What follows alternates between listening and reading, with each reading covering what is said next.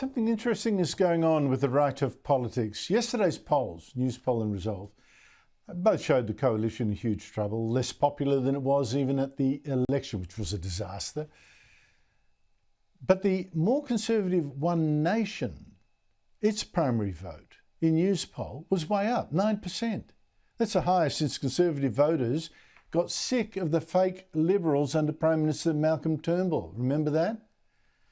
Joining me is One Nation leader Pauline Hanson. Pauline, great to see you again. How do you explain this surge in support right now? Is it the sign the Conservatives are again sick of the Liberals?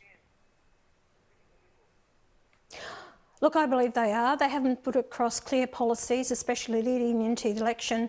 You know, we address issues about cutting $90 billion out of the budget every year to put more money in the pockets of Australians. We're addressing the taxation, looking after pensions, self-funded retirees, middle income splitting in the households. We've addressed many issues too.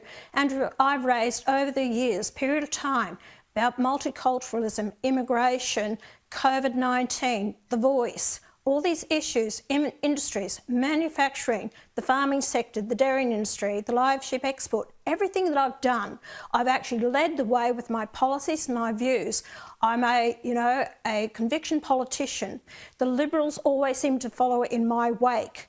But the people there are starting to wake up. They're fed up with the major political parties. That's why 35% of the people didn't vote for the major political parties. I'll tell you something, Andrew. You know, we're sitting at 9%, which is up 50% from the election. We've won 11 seats in the 9 years that I have been here, back in Parliament since 2016. We've actually won 11 seats in state and federal politics and a couple of council elections on top of that as well. We now have the same number of senators as what the National Party has, and they've been around for, 50 or 60 years. I'm going to drive this party, Andrew, because one day I want One Nation to take government.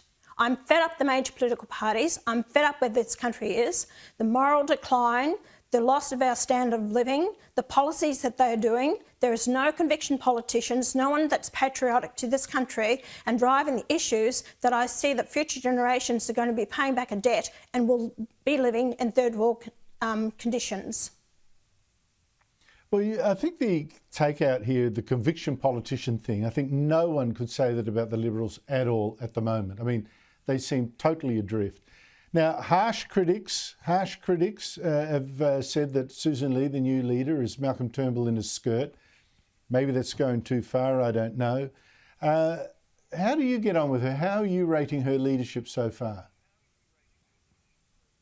I don't. Look, Susan's a nice woman, by all means, but she's not a Conservative to me. She's too far on the left.